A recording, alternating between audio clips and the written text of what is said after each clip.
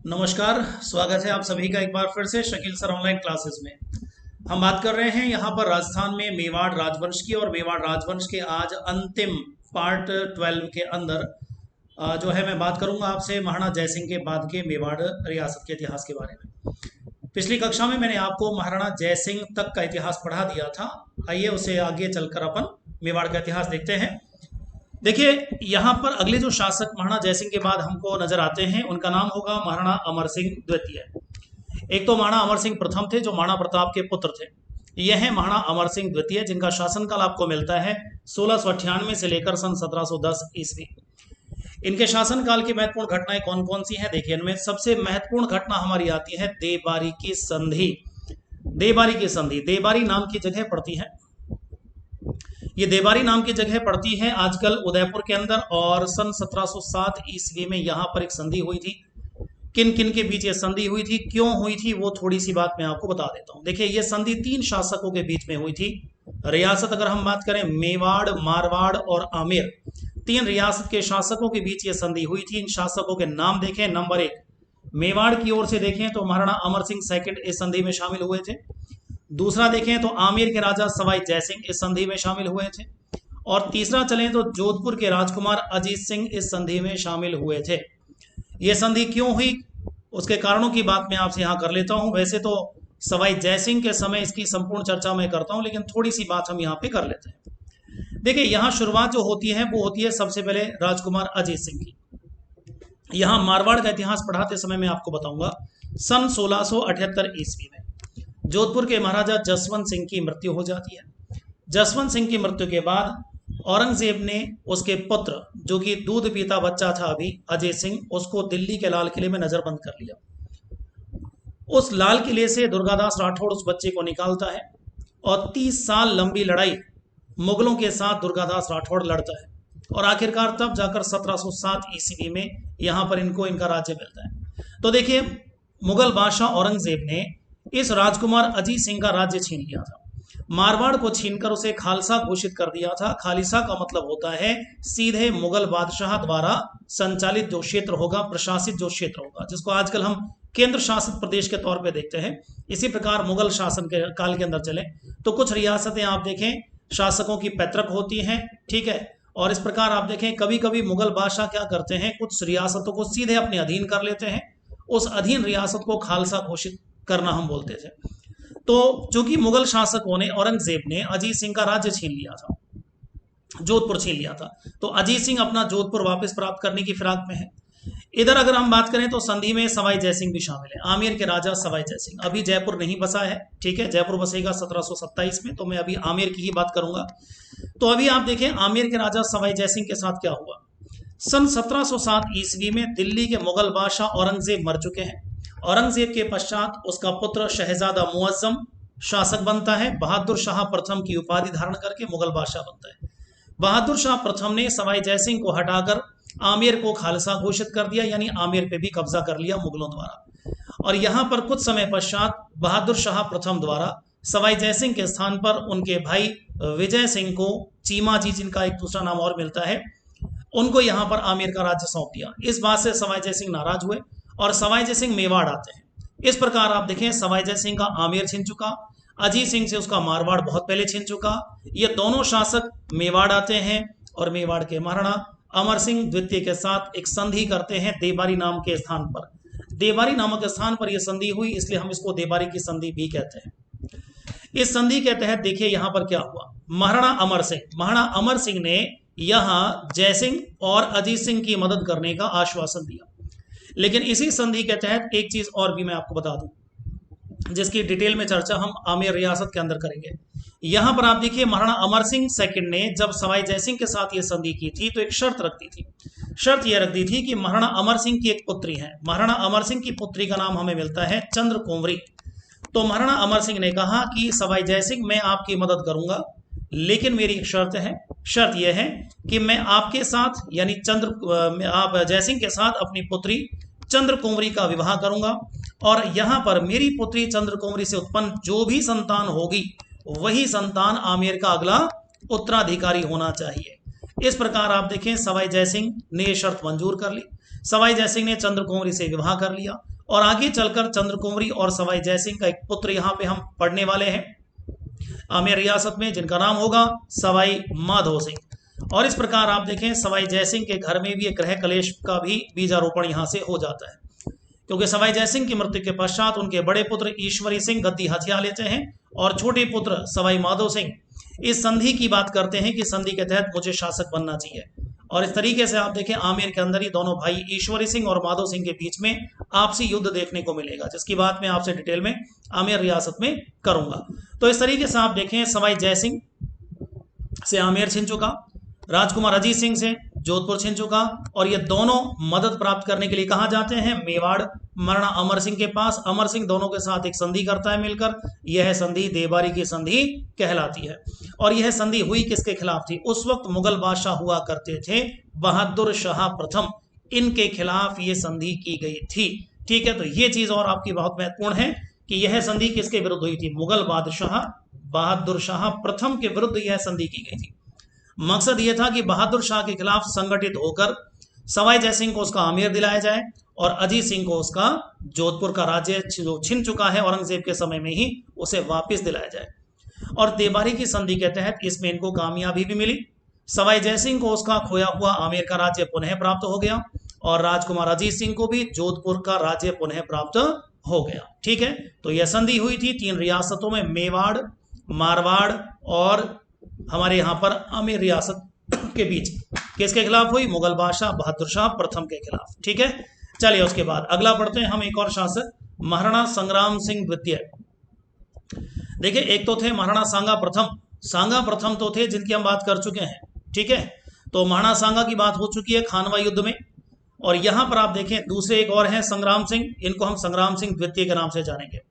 शासनकाल इनका मिलता है सन 1710 ईस्वी से लेकर सन 1734 ईस्वी तक। ठीक है, इनके समय की महत्वपूर्ण घटना देखिए। एक बड़ी घटना, एक चीज तो मिलती है आपकी सहेलियों की बाड़ी। इन्होंने एक बहुत बड़ा फेमस उद्यान है उदयपुर के अंदर, इसका निर्माण कार्य करवाया था। आज भी आप उदयपुर कभी घूमने जाएं तो सहेलियों की बाड़ी को देख सकते हैं आप लोग। बहुत ही सुंदर खूबसूरत एक गार्डन है। इसका निर्माण कार्य महाराणा संग्राम सिंह द्वितीय द्वारा करवाया गया था राजमहल, राज परिवार की महिलाओं के आमोद प्रमोद के लिए। ठीक है, तो इस प्रकार आप देखें यहाँ पर सहेलियों की बाड़ी का निर्माण कार्य करवाया जाता है महाराणा संग्राम सिंह द्वितीय द्वारा उदयपुर में मौजूद। वैद्यनाथ मंदिर का निर्माण इन्होंने करवाया था। वैद्यनाथ मंदिर उदयपुर में स्थित है, शिव जी का मंदिर है।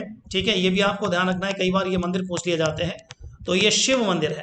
तो ये मंदिर किसने बनवाया था? ये बनवाया था हमारे संग्राम सिंह द्वितीय ने। एक और बड़ी महत्वपूर्ण घटना है, सवाई जयसिंह के साथ हुरडा सम्मेलन की योजना इन्होंने बनाई थी। देखिए यहाँ पे मैं आपको बता देता हूं, हमारे यहाँ पर एक सम्मेलन हुआ था 17 जुलाई सन 1734 ईस्वी को। इस सम्मेलन को हम बोलते हैं हुरडा सम्मेलन, इसलिए क्योंकि यह सम्मेलन हुरडा नाम की जगह पर आयोजित किया गया था।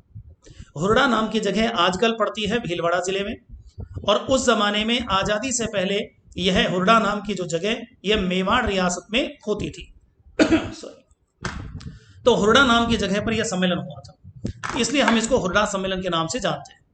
अब यहाँ पे नोट करने वाली बात यह है कि हुरडा सम्मेलन को बुलवाया था सवाई जयसिंह ने। ठीक है, और उसकी अध्यक्षता की थी यहाँ पर महाराणा संग्राम सिंह द्वितीय के पुत्र महाराणा जगत सिंह ने। तो ये तो एक अलग चीज हो गई, लेकिन एक चीज मैं आपको एक्स्ट्रा यहाँ बता रहा हूं, वो ये कि महाराणा संग्राम सिंह के साथ मिलकर सवाई जयसिंह ने यह योजना बनाई थी। उस जमाने में मुगल शासकों का तेजी के साथ पतन हो रहा था। 1707 औरंगजेब की मृत्यु के बाद भारतीय इतिहास में मुगल शासकों का पतन तेजी के साथ हो रहा है और मराठों का उत्थान बहुत तेजी के साथ हो रहा है। मराठों की शक्ति इतनी बढ़ गई कि राजपुताने के आंतरिक मामलों में भी अब मराठे शासक हस्तक्षेप करने लगे। तो मराठों के बढ़ते हुए हस्तक्षेप को रोकने के लिए सवाई जयसिंह ने एक योजना बनाई। किसके साथ मिलकर? संग्राम सिंह द्वितीय के साथ मिलकर, कि क्यों ना हम सब मिलकर, राजपुताने के तमाम शासक मिलकर एक संयुक्त सैनिक अभियान मराठों खिलाफ करें, ताकि मराठों को राजपुताने में घुसने से रोका जा सके। लेकिन बदकिस्मती यह रही कि हुरडा सम्मेलन जो हुआ था 17 जुलाई 1734, इस हुरडा सम्मेलन से पहले ही संग्राम सिंह की मृत्यु हो गई। इसलिए इस हुरडा सम्मेलन की अध्यक्षता पहले तो करने वाले थे संग्राम सिंह, लेकिन जब उनकी मृत्यु हो गई इस वजह से महाराणा संग्राम सिंह के पुत्र महाराणा जगत सिंह द्वितीय द्वारा इस हुरडा सम्मेलन की अध्यक्षता की गई। ठीक है, तो आपको ध्यान रखना है अध्यक्षता तो महाराणा जगत सिंह सेकंड करेंगे, लेकिन इसका प्लान सवाई जयसिंह ने किसके साथ मिलकर तैयार कर लिया था? संग्राम सिंह द्वितीय के साथ मिलकर योजना बना ली थी, लेकिन जब उसका समय आया था अध्यक्षता का तो उससे पहले इनकी मृत्यु हो गई। चलिए तो आगे बढ़ते हैं। इनके पश्चात मेवाड़ के अगले शासक बनते हैं महाराणा जगत सिंह सेकंड। शासनकाल इनका मिलता है सन 1734 से लेकर सन 1752 ईस्वी। तो देखिए जरा महाराणा जगत सिंह के समय की महत्वपूर्ण घटनाएं। एक चीज तो आपको मिलती है जगत निवास महल उदयपुर में। याद करिए मैंने आपको पिछोला झील पढ़ाई थी। पिछोला झील में दो बड़े महल हैं, एक जगमंदिर है और एक जगत निवास है। जगमंदिर की हम बात कर चुके हैं। जगमंदिर बनवाया था मेवाड़ महाराणा कर्ण सिंह ने तो शुरुआत की थी, लेकिन पूर्ण करवाने का काम किया था उनके पुत्र जगत सिंह प्रथम ने। ठीक है, और एक है जगत निवास जो बनवाया था महाराणा जगत सिंह द्वितीय ने। ठीक है, तो दोनों अलग अलग महल हैं, ध्यान रखिए। इसके बाद देखें तो एक बड़ी महत्वपूर्ण घटना और हमको मिलती है मराठों का। जैसा कि मैंने आपसे अभी कुछ देर पहले चर्चा की थी कि राजस्थान में मराठों का आगमन अब हो चुका है।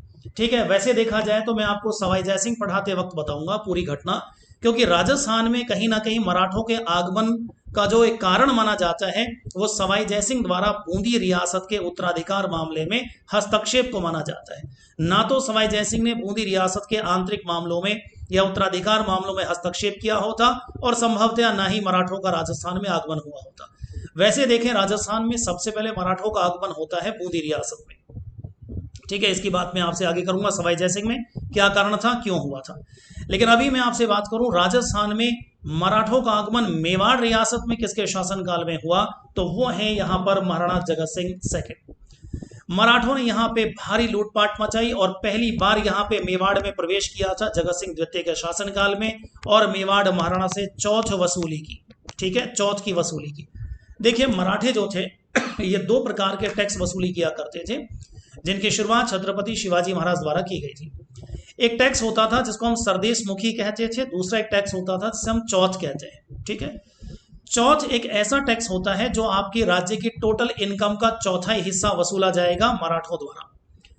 मराठे चौथ हिस्सा वसूल आपसे करेंगे और उसके बाद आपको ये गारंटी देंगे कि ना तो हम आपके ऊपर आक्रमण करेंगे और ना किसी को आपके ऊपर आक्रमण करने देंगे। यानी हमारी रियासतें आक्रमणों से बचने के लिए मराठों को सुरक्षा की गारंटी के तौर पर यह चौथ जो है दिया करते थे। ठीक है, जो राज्य की टोटल इनकम का 1/4 हिस्सा होता था। तो अगर कोई हमसे प्रश्न पूछता है कि मेवाड़ रियासत में सबसे पहले मराठों ने चौथ वसूली किसके शासनकाल में शुरू की थी, तो वो है आपका महाराणा जगत सिंह सेकंड। जबकि राजस्थान में सबसे पहले मराठों का आगमन हुआ था तो बूंदी रियासत में हुआ था। ठीक है, और अगर कोई ये भी प्रश्न यहाँ पे करता है कि राजस्थान में मराठों द्वारा सबसे ज्यादा लूटपाट अगर किसी रियासत में की गई वो कौन सी थी, वो भी हमारी मेवाड़ रियासत है। सबसे ज्यादा आप देखेंगे यहाँ पे कर वसूली, चौथ वसूली, हर प्रकार की आप देखें वसूली, अगर सबसे ज्यादा प्रभावित कोई रियासत हुई थी तो मेवाड़ रियासत यहाँ पे प्रभावित हुई थी। उसकी वजह से मेवाड़ रियासत धीरे धीरे इतनी खोखली होती चली जाएगी कि मैं इसी चैप्टर में आपको पढ़ाने वाला हूं आगे चलकर महाराणा भीम सिंह का समय का इतिहास, आपको पता चलेगा कि मेवाड़ को बहुत ही ज्यादा खोखला कर दिया था मराठा आक्रमणों ने। ठीक है, चलिए तो उनका खोखलापन वहां साबित होगा जब कृष्णा कुमारी कांड हम पढ़ते हैं, उससे पता चलेगा कि मेवाड़ कितना कमजोर हो चुका था। आगे बढ़ते हैं। अगला एक और चीज, अभी मैंने आपसे कहा हुरडा सम्मेलन की अध्यक्षता महाराणा जगत सिंह द्वितीय द्वारा की गई। मैंने आपसे कहा था कि सम्मेलन का प्रारूप योजना तो महाराणा संग्राम सिंह द्वितीय के शासनकाल में ही सवाई जयसिंह ने तैयार कर ली थी। जब उस सम्मेलन की बारी आई, यह सम्मेलन हुआ था 17 जुलाई सन 1734 ईस्वी को। जब यह सम्मेलन हुआ था तो इस सम्मेलन की अध्यक्षता करते समय अगर हम बात करें तो अध्यक्षता के समय महाराणा संग्राम सिंह द्वितीय की मृत्यु हो गई थी और मृत्यु के बाद उनके पुत्र महाराणा जगत सिंह द्वितीय द्वारा यहाँ पर इस सम्मेलन की अध्यक्षता की गई है। ठीक है, तो ये आपको ध्यान रखना है। सम्मेलन बुलवाया था सवाई जयसिंह ने और अध्यक्षता की थी महाराणा जगत सिंह द्वितीय ने। तो ये कुछ घटनाएं मिलती है हमको जगत सिंह के समय की। इनके बाद बीच में मेवाड़ में चले तो बहुत छोटे छोटे शासक आए थे, उनकी चर्चा मैं यहाँ आपसे नहीं करूंगा। हम सीधे चलते हैं अब मेवाड़ के एक अंतिम बड़े शासक पर, जिनका नाम हमको मिलता है महाराणा भीम सिंह। सन 1778 ईस्वी से लेकर 1828 ईस्वी तक का इनका हमें शासनकाल मिलता है। ठीक है, तो इनके समय की महत्वपूर्ण घटनाएं हम देखते हैं। सबसे बड़ी महत्वपूर्ण घटना हमको मिलती है कृष्णा कुमारी विवाद। कृष्णा कुमारी हत्याकांड वाली जो घटना है यहाँ देखने को मिलती है। इस घटना को मैं आपको समझाता हूँ। देखिए ये घटना क्या है, इसको आप अच्छे से समझ लीजिए। देखिए कुछ इस तरीके से हमारे यहाँ पर देखिए ये माना जाता है, यहाँ पर ये तो हो गई हमारी मेवाड़ रियासत, ठीक है ना, ये हो गई हमारी मेवाड़ रियासत।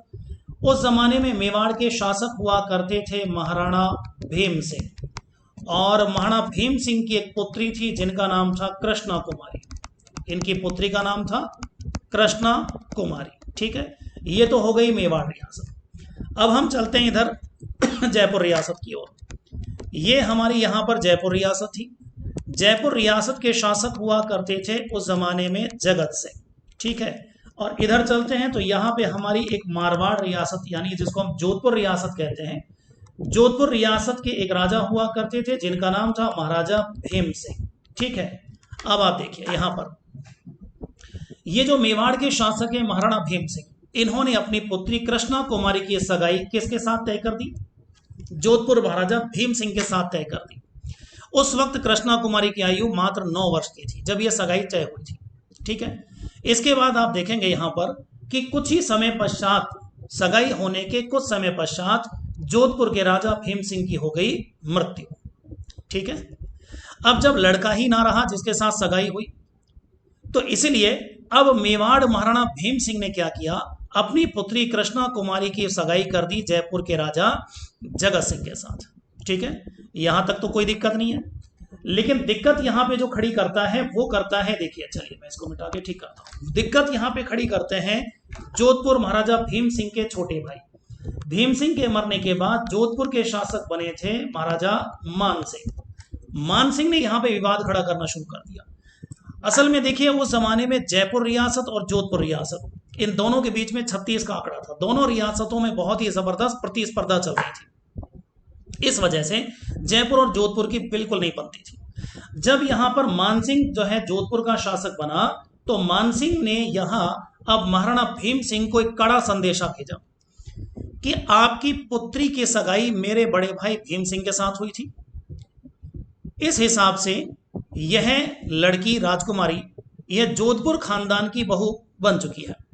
बड़े भाई मरे हैं, उसके बाद शासक मैं बना हूं, तो ये हिसाब से देखा जाए तो इसका विवाह मेरे साथ होना चाहिए, जबकि आपने इसकी सगाई जयपुर के साथ कर दी, तो यह हमारे लिए बहुत ही एक तौहीन का विषय है, ठीक है। तो आप एक काम करिए, जयपुर के साथ यह संबंध तोड़ दीजिए और कृष्णा कुमारी का विवाह मेरे साथ कर दीजिए।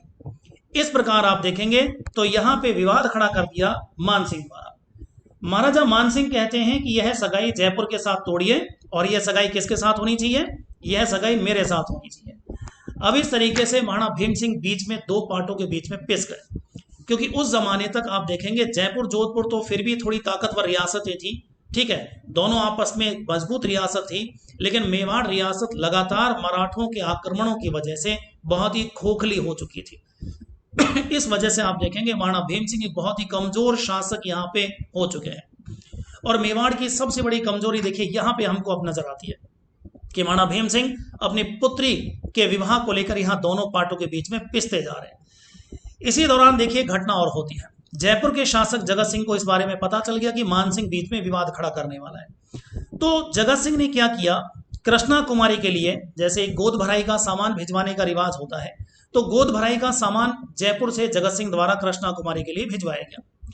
इधर अगर हम चलें तो ये जोधपुर के महाराजा मान सिंह पहले ही तैयार थे, बैठे थे इस बात के लिए कि ये शादी मैं कभी नहीं होने दूंगा, जयपुर के राजा के साथ कृष्णा कुमारी का विवाह में कभी नहीं होने दूंगा। तो इस वजह से आप देखिए यहाँ क्या हुआ, जब जगत सिंह द्वारा ये सामान भिजवाया गया था कृष्णा कुमारी के लिए, तो शाहपुरा जो रियासत है, आजकल ये शाहपुरा भीलवाड़ा में है, तो शाहपुरा के निकट जब ये सामान पहुंचा था तो मान सिंह ने अपने सैनिकों द्वारा यह सामान लुटवा दिया।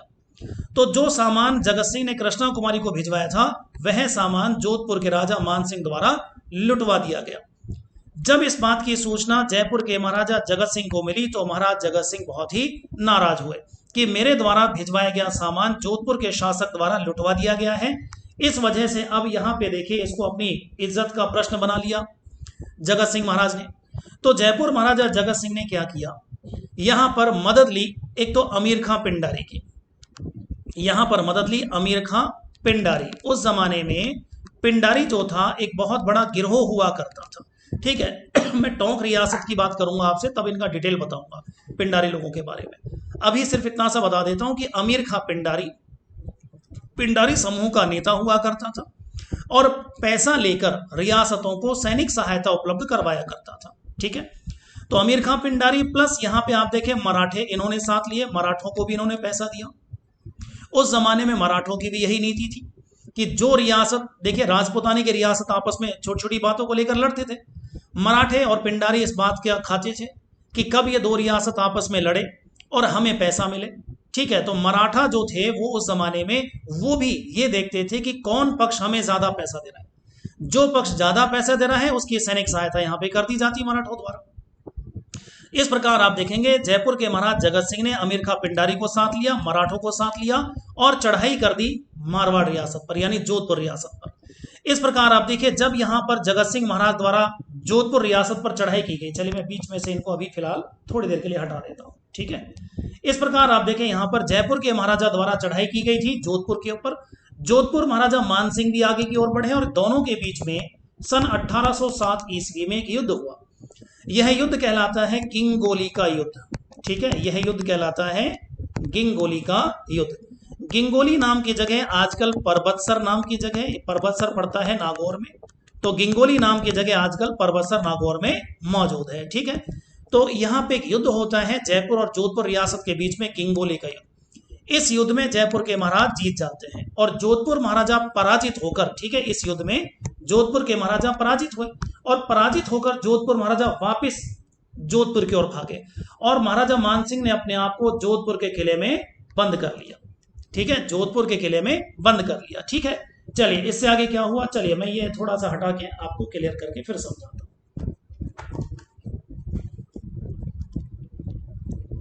तो इस प्रकार आप देखें यहां पर जयपुर रियासत, जयपुर के रियासत के जो शासक हैं जिनका नाम है जगत सिंह, तो जगत सिंह द्वारा युद्ध किया गया, हमला किया गया। गिंगोली युद्ध में महाराजा मानसिंह हार गए और महाराजा मानसिंह गिंगोली से पराजित होकर कहां लौट गए, जोधपुर लौट गए और जोधपुर किले में महाराजा मानसिंह ने अपने आप को बंद कर लिया। और इस प्रकार आप देखें मानसिंह अब जोधपुर किले से युद्ध कर रहे हैं।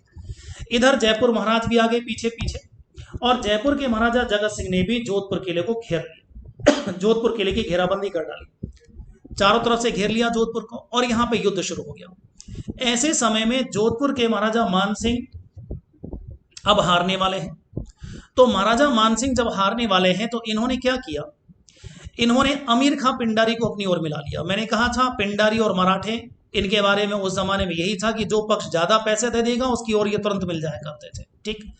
ऐसे समय में मानसिंह ने क्या किया, अमीर खां पिंडारी जो जगत सिंह के साथ, देखिए लड़ने के लिए किसके साथ आया था, यहां पर महाराजा जगत सिंह के साथ। तो इस अमीर खां पिंडारी को जोधपुर महाराजा ने ज्यादा पैसे देकर अपनी ओर मिला लिया और अमीर खां पिंडारी से कहा कि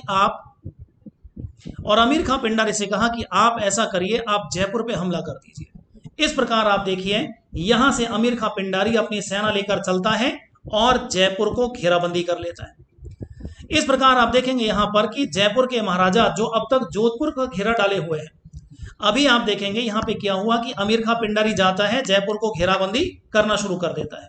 अभी आप देखें जयपुर के महाराजा जगत सिंह जो जोधपुर को घेर कर बैठे हुए हैं, जब उनको पता चला कि मेरा जयपुर ही खतरे में है, अमीर खां पिंडारी ने जयपुर को घेर लिया, तो यहां से जयपुर के महाराज जगत सिंह वापिस जाते हैं अपने जयपुर और जयपुर जाकर अमीर खां पिंडारी से संधि करते हैं और आखिरकार अमीर खां पिंडारी ने जयपुर से अपना घेराबंदी उठा ली, ठीक है। इस प्रकार आप देखें गिंगोली युद्ध हुआ और गिंगोली युद्ध के पश्चात यहाँ पे परिणाम ये रहा, ठीक है। जयपुर महाराजा उस युद्ध में जीत जाते हैं।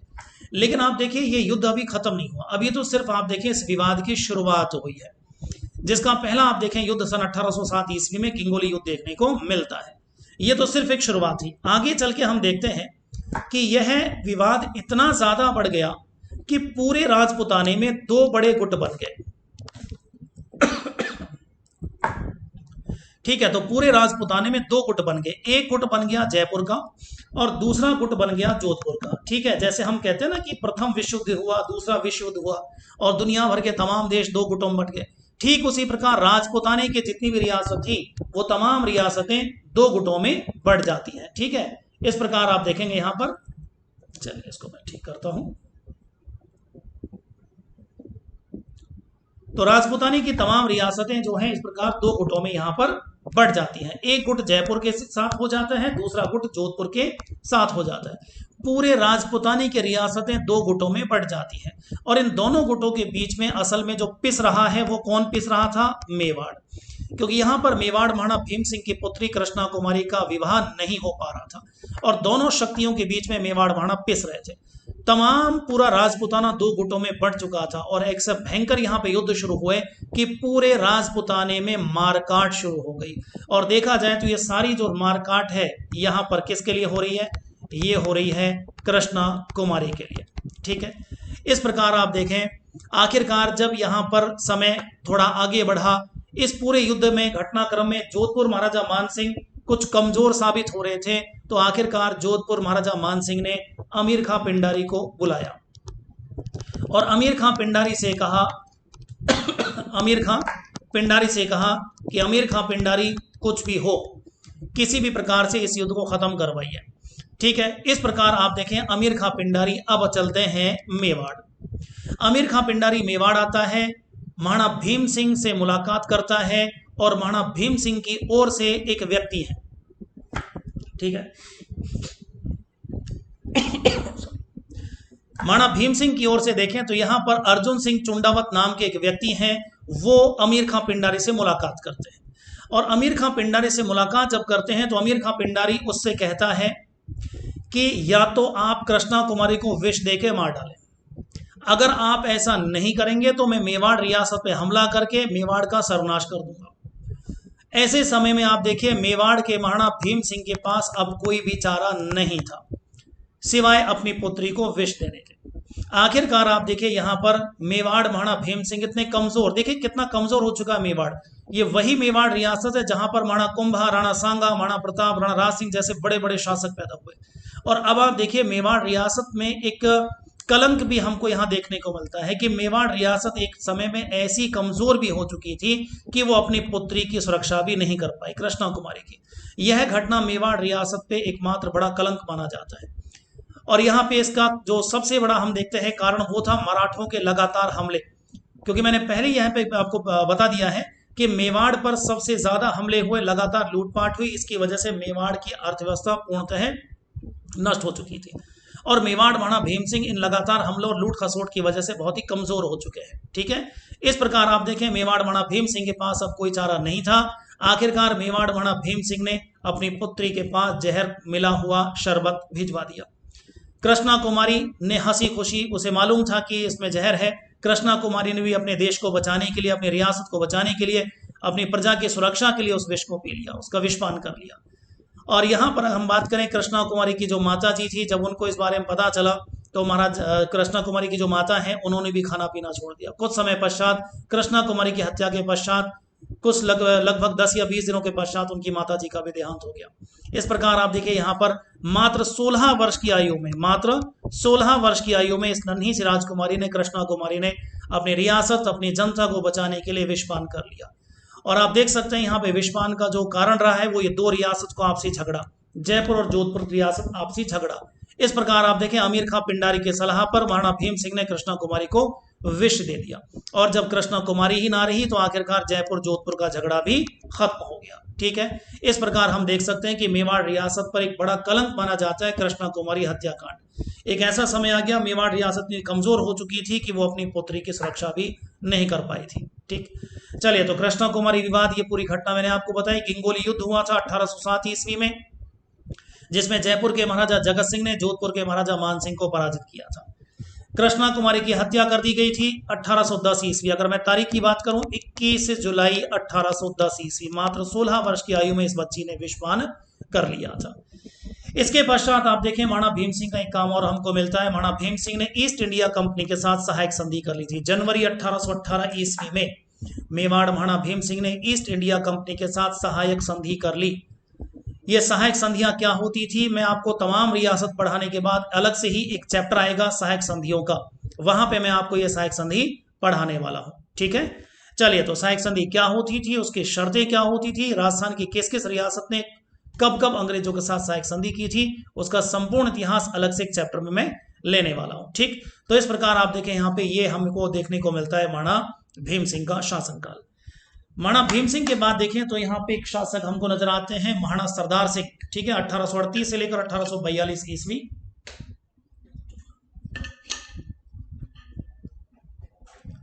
महाराणा सरदार सिंह के समय की भी एक घटना महत्वपूर्ण है, हमसे आरएस एग्जाम में यहां से प्रश्न पूछा गया है। सन 1841 ईस्वी में मेवाड़ भील कोर का गठन किया गया था।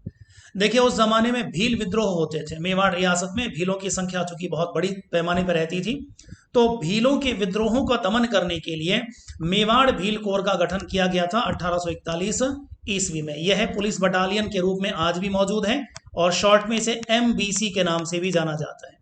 हमारे यहाँ पुलिस की वैकेंसी आती है तो मेवाड़ भील कोर में अलग से वैकेंसी भी आती है।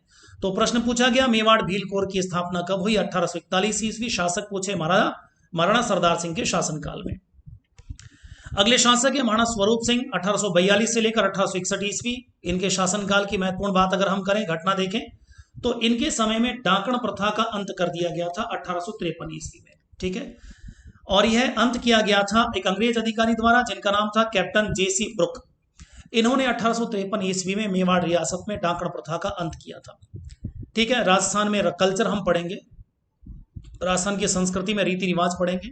रीति रिवाजों में आपको तमाम तरह की कुप्रथाएं बताऊंगा जिनका अंत कुछ अंग्रेजों द्वारा किया गया, कुछ भारत में समाज सुधारकों द्वारा किया गया।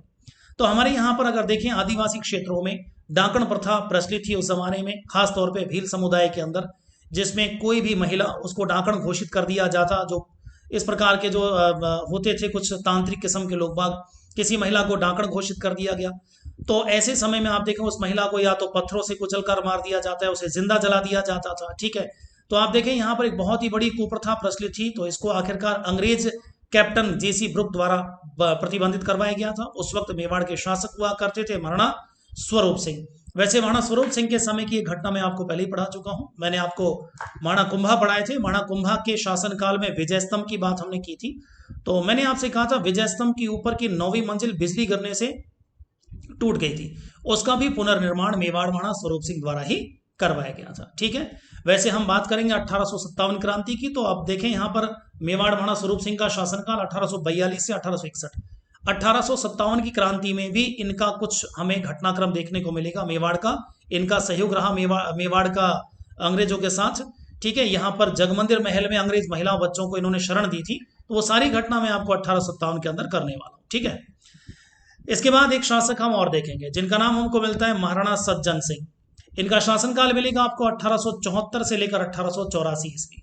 इनके समय की महत्वपूर्ण घटनाएं देख लेते हैं।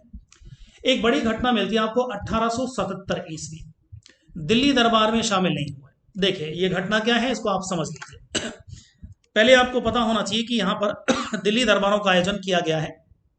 हमारे यहाँ अगर भारतीय इतिहास की बात करें तो महत्वपूर्ण दिल्ली दरबारों में एक दिल्ली दरबार हमारा हुआ था सन 1877 ईस्वी। इसका आयोजन किया था भारतीय गवर्नर जनरल लॉर्ड लिटन द्वारा।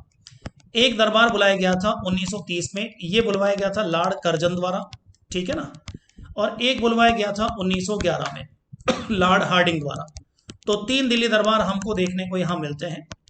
अगर हम बात करें 1877 की और 1903 की, यहाँ पर तो मेवाड़ महाराणा सज्जन सिंह और यहाँ पर मेवाड़ महाराणा फतेह सिंह, इन दोनों ने दोनों दिल्ली दरबार में हिस्सा नहीं लिया था। ठीक है, तो देखिए यहाँ पर इन्होंने दिल्ली दरबार में भाग नहीं लिया था, दिल्ली दरबार में शामिल नहीं हुए थे। अक्सर क्या होता है, चेतावनी चुंगड़ी एक घटना आती है जो है केसरी सिंह बारट ने लिखी थी महाराणा फतेह सिंह को।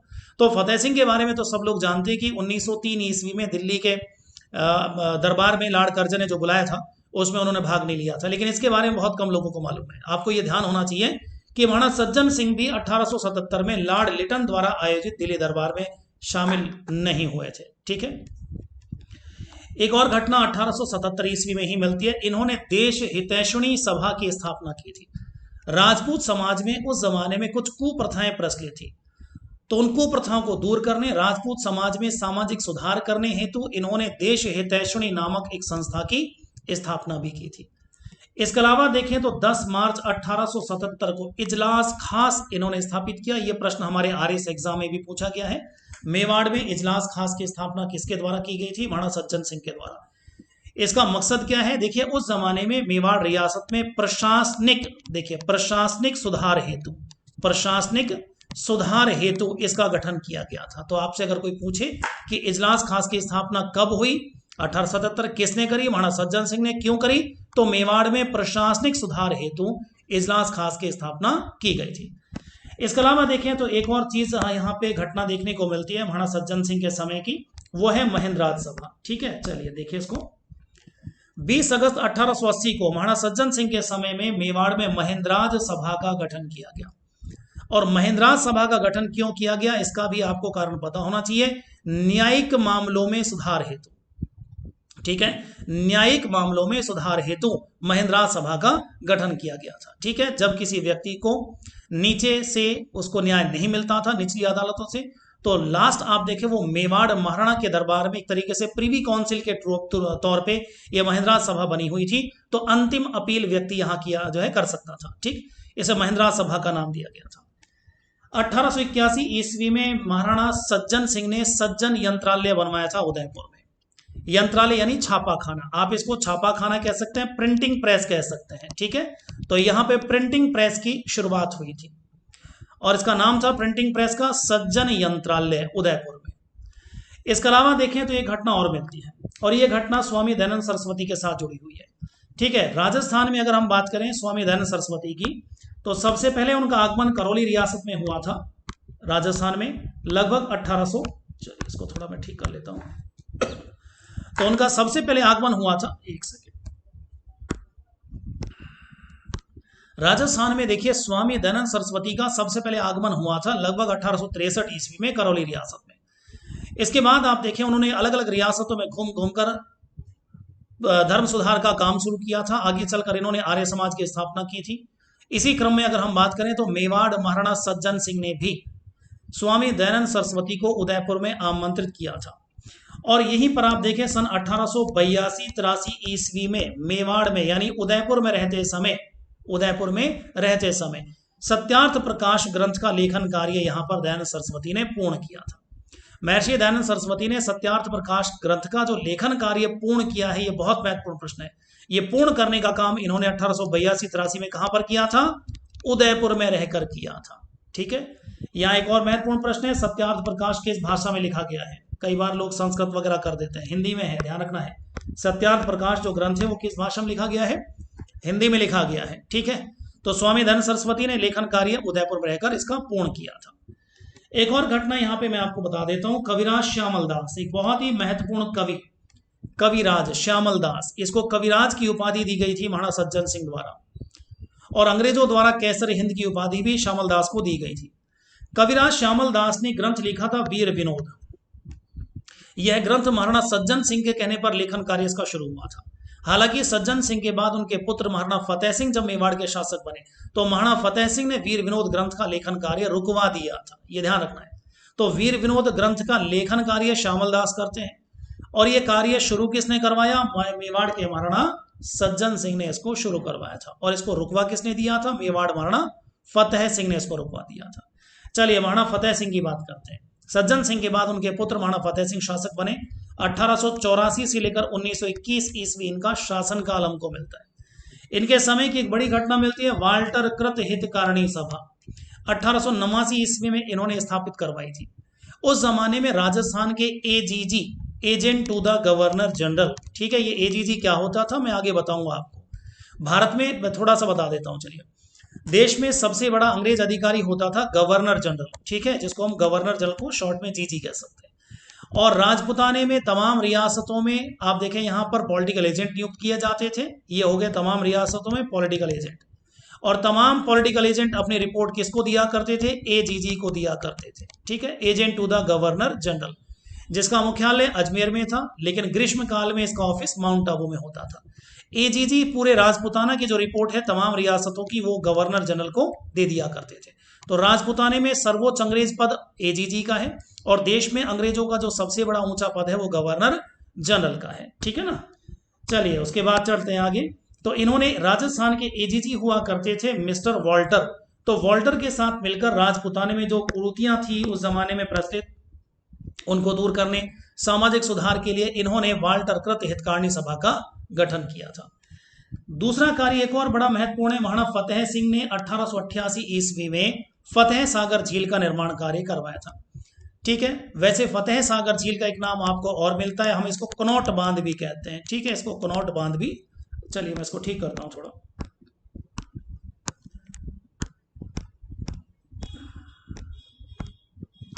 तो सवाल यहां पे है कि हम इसको कनौट बांध भी कहते हैं। ठीक है, तो कनौट बांध क्यों कहते हैं ये सुन लीजिए। देखिए ये 1818 ईस्वी में उस जमाने के अंदर ब्रिटिश राजकुमार ड्यूक ऑफ कनौट मेवाड़ आए हुए थे और मेवाड़ महाराणा फतेह सिंह ने ड्यूक ऑफ कनौट के हाथों ही फतेह सागर झील की नींव का पत्थर रखवाया था। इसलिए हम उसको जो है एक तरीके से कनौट बांध भी कह देते हैं ड्यूक ऑफ कनौट के नाम पर, और दूसरा महाराणा फतेह सिंह के नाम पर हम उसको फतेह सागर झील कह देते हैं। ठीक है, इसके अलावा देखिए एक बड़ी घटना और मिलती है इनके शासनकाल की। 1 जनवरी 1903 भारतीय गवर्नर जनरल लॉर्ड कर्जन ने दिल्ली में एक दरबार आयोजित करवाया। दिल्ली में दरबार का आयोजन करवाया था। क्यों करवाया था? क्योंकि ब्रिटेन में एक नए शासक गद्दी पर बैठे थे जिनका नाम हमको मिलता है एडवर्ड सप्तम। तो एडवर्ड सप्तम का राज्याभिषेक हुआ था 1902 ईस्वी में लंदन में। भारत के बहुत सारे राजे महाराजा जब लंदन में उस सम्मेलन में हिस्सा नहीं ले पाए तो भारतीय गवर्नर जनरल लॉर्ड कर्जन ने दिल्ली में एक दिल्ली दरबार का आयोजन करवाया और तमाम देशी रियासत के राजे महाराजाओं को दिल्ली में आमंत्रित किया भोज के लिए। ऐसे समय में मेवाड़ के महाराणा फतेह सिंह भी दिल्ली जाने लगे, दिल्ली जाने का विचार आया। लेकिन इसी समय में आप देखिएगा मेवाड़ रियासत के एक बहुत बड़े प्रसिद्ध कवि जिनका नाम हमको मिलता है ठाकुर केसरी सिंह बारठ। ठाकुर केसरी सिंह बारठ, ठीक है, ये एक ऐसे व्यक्ति हैं जो बहुत बड़े कवि भी रहे हैं, बहुत बड़े इतिहासकार भी रहे हैं और बहुत बड़े क्रांतिकारी भी रहे हैं, बड़े स्वतंत्रता सेनानी। एकमात्र ऐसा पूरा परिवार जो पूरा परिवार ही क्रांतिकारी गतिविधियों में संलग्न रहा। खुद भी एक बड़े क्रांतिकारी रहे। पुत्र आप देखिए इनके, आपको यहाँ पे प्रताप सिंह बारठ का जिक्र मैं पढ़ाऊंगा आगे चलकर आधुनिक इतिहास में, वो भी आप देखें बरेली जेल में दम तोड़ दिया। भाई जोरावर सिंह बारठ बड़े क्रांतिकारी, दामाद ईश्वरदान आसिया वो भी एक बड़े क्रांतिकारी, यानी पूरा का पूरा खानदान ही हमको देखने को मिलता है कि क्रांतिकारी घटनाओं में संलग्न रहा। तो एक पूरा का पूरा परिवार, एक बड़ा स्वतंत्रता सेनानी परिवार इनका देखा जाता है राजस्थान में। तो ठाकुर केसरी सिंह बारठ ने क्या किया, जब इनको पता चला कि मेवाड़ महाराणा फतेह सिंह दिल्ली के दरबार में लॉर्ड कर्जन के दरबार में शामिल होने के लिए जा रहे हैं, तो इनको ये बात पसंद नहीं आई। तो इन्होंने क्या किया, ठाकुर केसरी सिंह बारठ ने 13 सोरठों में, 13 सोरठों में, सोरठे समझते हैं, दोहे होते हैं ना हिंदी में, दोहे का उल्टा रूप ही सोरठा कहलाता है। ठीक है, तो 13 सोरठों में इन्होंने क्या किया, एक कविता लिखी। कविता का नाम है चेतावनी रा चुंगटिया। चेतावनी रा चुंगटिया। इस प्रकार आप देखिए 13 सोरठों में केसरी सिंह बारठ ने चेतावनी रा चुंगटिया नाम की कविता लिखी और कविता लिखकर महाराणा फतेह सिंह को भेंट करी। और महाराणा फतेह सिंह ने वो कविता जब पढ़ी तो उस कविता को पढ़ने का इतना असर हुआ महाराणा फतेह सिंह के ऊपर कि महाराणा फतेह सिंह दिल्ली तो चले गए थे, दिल्ली तो पहुंच गए थे, लेकिन दिल्ली के रेलवे स्टेशन पर ही अंग्रेज अधिकारियों से मुलाकात करके, ब्रिटेन के महाराजा से मुलाकात करके वापस उदयपुर लौट आए। यानी जो कर्जन ने जो दिल्ली दरबार, सॉरी मैंने ब्रिटेन महाराजा का नाम ले लिया जो कि ठीक नहीं है, वापस मैं अपनी बात को रिपीट कर रहा हूं। दिल्ली जरूर गए थे, वहीं पर ही आप देखें दिल्ली रेलवे स्टेशन पर बड़े आला अंग्रेज अधिकारियों से मुलाकात करी और मुलाकात करके वापस उदयपुर लौट आए। लॉर्ड कर्जन का जो दिल्ली दरबार था उस दिल्ली दरबार में शामिल नहीं हुए, इस वजह से लॉर्ड कर्जन बहुत यहां पर नाराज भी हुए थे महाराणा फतेह सिंह से। ठीक है, इस प्रकार आप देखें यहां पर एक प्रश्न पूछा जाता है कि वो कौन सी कविता थी जिसे पढ़कर मेवाड़ महाराणा फतेह सिंह दिल्ली दरबार में सम्मिलित नहीं हुए थे। वो थी चेतावनी रा चुंगटिया। किसने लिखी थी? ठाकुर केसरी सिंह बारठ ने। कितने सोरठों में लिखी थी? 13 सोरठों में लिखी थी। ठीक है, और ये घटना कब की? 1 जनवरी 1903 की है। तो चलिए चेतावनी रा चुंगटिया लिखा इन्होंने। इसके बाद देखिए महाराणा फतेह सिंह के शासनकाल में राजस्थान में 2 बड़े किसान आंदोलन भी हम पढ़ने वाले। एक आंदोलन चला था सन 1897 से लेकर 1941 ईस्वी तक, राजस्थान में चलने वाला सबसे लंबा किसान आंदोलन, बिजौलिया किसान आंदोलन। ठीक है, बिजौलिया आजकल भीलवाड़ा जिले में पड़ता है। उस जमाने में मेवाड़ रियासत में बिजौलिया ठिकाना एक प्रथम श्रेणी का ठिकाना हुआ करता था। बेंगू की बात करें, बेंगू आजकल चित्तौड़गढ़ में है, उस जमाने में ये भी मेवाड़ रियासत का पार्ट था। तो राजस्थान में आप देखेंगे शुरुआती दौर के जो किसान आंदोलन रहे हैं बिजौलिया और बेंगू, ये भी मेवाड़ में हुए। किसके शासनकाल में हुए? महाराणा फतेह सिंह के शासनकाल में हुए। ठीक है, चलिए उसके बाद देखिए यहां पर एक घटना मैं आपको और यहां पर बता देता हूं। सिंहासन का त्याग 1921। देखिए महाराणा फतेह सिंह असल में शुरू से ही अंग्रेज विरोधी रहे, अंग्रेज नीतियों के प्रबल विरोधी रहे। यहां पर आप देख सकते हैं कि 1903 ईस्वी में जब दिल्ली में लॉर्ड कर्जन ने दरबार बुलाया था तो उस दरबार में भी महाराणा फतेह सिंह सम्मिलित नहीं हुए थे, और उनके बाद में भी उन्होंने कई सारी ऐसी घटनाएं हमको इतिहास में देखने को मिलती हैं कि आखिरकार अंग्रेज इनसे नाराज हुए और एजीजी मिस्टर हॉलैंड ने इन पर इतना दबाव बनाया कि आखिरकार महाराणा फतेह सिंह को सिंहासन त्यागना पड़ा। जीते जी इन्होंने सिंहासन अपने पुत्र महाराणा भूपाल सिंह के पक्ष में त्याग दिया। इस प्रकार आप देखें अंग्रेजी प्रभाव की वजह से राजस्थान के 3 शासकों को अपनी गद्दी छोड़नी पड़ी थी। इस चीज को मैं अभी आपको बता देता हूं और आगे मैं पढ़ाऊंगा। एक तो मेवाड़ महाराणा फतेह सिंह हो गए, इन्होंने अंग्रेजी दबाव के कारण अपनी गद्दी छोड़ी। ऐसे ही हमारे अलवर के राजा हुआ करते थे महाराजा जयसिंह, इन्होंने भी 1933 में अंग्रेजी दबाव के कारण अपनी गद्दी छोड़नी पड़ी। इसी प्रकार भरतपुर के महाराजा रहे कृष्ण सिंह। ध्यान रखें कृष्ण सिंह को कभी कभी किताबों में आपको महाराजा किशन सिंह भी मिल जाता है, बात एक ही है, कृष्ण सिंह कह दीजिए, किशन सिंह कह दीजिए, भरतपुर महाराजा। तो भरतपुर महाराजा कृष्ण सिंह, अलवर महाराजा जय सिंह और मेवाड़ के शासक महाराणा फतेह सिंह, ये 3 शासक राजपूताने के ऐसे शासक हैं जो अंग्रेज विरोधी नीतियों में शामिल रहे, अंग्रेज विरोधी गतिविधियां इनको के अंदर ये शामिल रहे, और आखिरकार फिर अंग्रेजों को जब इनके बारे में पता चला तो अंग्रेजी दबाव के कारण इनको अपनी गद्दी से हाथ धोना पड़ा, अंग्रेजी दबाव के कारण इनको अपना सिंहासन छोड़ना पड़ा था। ठीक है, चलिए भरतपुर और मैं अलवर की बात आपसे आगे करने वाला हूं। इस प्रकार आप देखें यहां पर अगले शासक बने थे फतेह सिंह के पश्चात उनके पुत्र महाराणा भूपाल सिंह। इनका शासनकाल 1930 से 1955 हमको देखने को मिलता है। ठीक है, वैसे तो अब आप कहेंगे कि 1921 में गद्दी छोड़ दी थी। देखिए महाराणा फतेह सिंह ने 1921 में गद्दी जरूर छोड़ दी थी, यहां पर आप देखें, लेकिन शासक महाराणा भूपाल सिंह उस वक्त नहीं बने, कार्यवाहक शासक बने थे, शासन कार्य संभाल लिया था, लेकिन शासक वास्तविक जब बनेंगे जब इनके पिताजी की मृत्यु हो जाएगी। तो 1930 ईस्वी में ये वास्तविक शासक बने मेवाड़ के जब इनके पिताजी महाराणा फतेह सिंह की मृत्यु हो जाती है। ठीक है, चलिए तो 1930 से 1955 इनका कार्यकाल है। इसी दौरान आप देख सकते हैं 1947 में देश आजाद हुआ, रियासतें खत्म हो गई। इस प्रकार देखें तो राजस्थान में मेवाड़ रियासत के अंतिम शासक कौन माने जाएंगे? तो मेवाड़ रियासत के अंतिम शासक माने जाते हैं महाराणा भूपाल सिंह।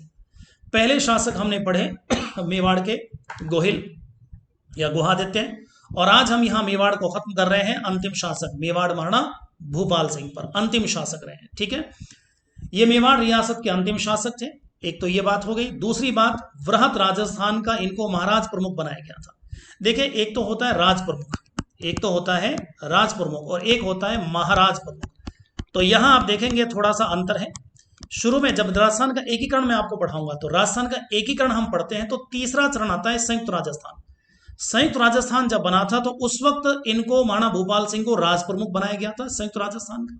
लेकिन चौथा चरण जब आता है, जब बनता है वृहत राजस्थान, तो वृहत राजस्थान में राज प्रमुख का पद दिया गया था जयपुर के महाराजा मान सिंह को, और उस वक्त महाराज प्रमुख का पद, एक नया पद गठित किया गया था महाराज प्रमुख, और ये महाराज प्रमुख का पद किसको दिया गया था? मेवाड़ महाराणा भूपाल सिंह को। ठीक है, इनके समय की जो बाकी घटना है वो मैं आधुनिक इतिहास में आगे पढ़ाने वाला हूं। ठीक है, चले तो यहां जाकर आप देखें हमारी मेवाड़ रियासत आज यहां खत्म होती है। ठीक, हमने बात की थी गोहिल से गोहिल से लेकर मेवाड़ महाराणा भूपाल सिंह तक ये शासक गुजरे। तमाम बड़े शासकों का हमने इतिहास देखा, महत्वपूर्ण घटनाएं हमने देखी। ठीक है, जहां से प्रश्न उत्तर बनते हैं। राजस्थान में मैंने आपको शुरू में ही बता दिया था, शुरू में ही मैंने आपसे कह दिया था कि राजस्थान में देखा जाए तो कुछ अन्य गोहिल शाखाएं भी शासन किया करती थी। कहां कहां उनका शासनकाल था, मैं उनका थोड़ा सा आपके जानकारी इनके बारे में भी आपको दे देता हूं। उनके शुरुआत में मैंने आपको नाम लिखा दिए थे, डूंगरपुर, बांसवाड़ा, शाहपुरा, ठीक है, और एक प्रतापगढ़ रियासत। वैसे मैंने चाटसू के गोहिल बताए थे, लेकिन मैंने आपसे कह दिया था चाटसू जो आजकल चाकसू कहलाता है जयपुर में है, बाद में चौहान शासकों से पराजित हो गए और चौहानों की अधीनता स्वीकार कर ली थी 400 के गोहिल शासकों ने। ठीक है, तो वो तो शाखा बहुत पहले खत्म हो गई। मैं उन रियासतों की बात कर रहा हूं जो 1947 तक अस्तित्व में रही। डूंगरपुर की बात करते हैं। तो डूंगरपुर रियासत जो है इसकी स्थापना होती है सन 1358 ईस्वी में, और इसकी स्थापना की थी डूंगर सिंह नामक व्यक्ति ने। और ये डूंगर सिंह कोई और नहीं, मेवाड़ राज परिवार से संबंधित ही व्यक्ति हैं। इन्होंने अलग जाकर अपनी एक नई रियासत स्थापित कर दी, डूंगरपुर। जहां तक बात आती है बांसवाड़ा रियासत की, तो बांसवाड़ा रियासत की स्थापना हुई थी सन 1527 ईस्वी में, और बांसवाड़ा रियासत के संस्थापक माने जाते हैं महाराजा जगमाल सिंह। अब आप देखिए यहां पर ये जगमाल सिंह कौन है, इनके बारे में पहले कह चुका हूं, खानवा युद्ध में थोड़ा सा बता देता हूं। देखिए डूंगरपुर में से बांसवाड़ा निकली है। ठीक है, डूंगरपुर के महाराजा उदय सिंह हुआ करते थे। डूंगरपुर के शासक जो थे इनका नाम था उदय सिंह। याद करिए मैंने आपको खानवा युद्ध पढ़ाया। खानवा युद्ध में सन 1527 ईस्वी में महाराजा उदय सिंह राणा सांगा का साथ देते हैं, और उसी युद्ध में खानवा युद्ध में महाराणा उदय सिंह की मृत्यु हो जाती है। ठीक है, यहां पर आप देखिए महाराजा उदय सिंह की मृत्यु के समय इनके दो पुत्र हैं। इनके जो एक पुत्र हैं बड़े, इनका नाम था पृथ्वी सिंह, और छोटे पुत्र का नाम था जगमाल सिंह। उस जमाने में डूंगरपुर और बांसवाड़ा ये दोनों एक ही आप देखें रियासत हुआ करती थी। डूंगरपुर में ही शामिल थी उस जमाने में बांसवाड़ा। तो उदय सिंह के मरने के बाद उनका बड़ा बेटा पृथ्वी सिंह ये तो बना डूंगरपुर का राजा, और छोटा बेटा जगमाल सिंह इसने डूंगरपुर से अलग होकर बांसवाड़ा को पृथक रियासत बना दिया। ठीक है ना, तो इस प्रकार आप देखें यहाँ पे डूंगरपुर रियासत बनी, आगे चलकर डूंगरपुर में से ही बांसवाड़ा बनी। डूंगरपुर के राजा उदय सिंह के पुत्र जगमाल सिंह ने बांसवाड़ा रियासत की स्थापना की थी खानवा युद्ध में, जब उदय सिंह की मृत्यु हो गई उसके बाद। प्रतापगढ़ रियासत, देखिए प्रतापगढ़ जो रियासत है शुरुआती इतिहास के अंदर इसको देवलिया ठिकाना कहते थे।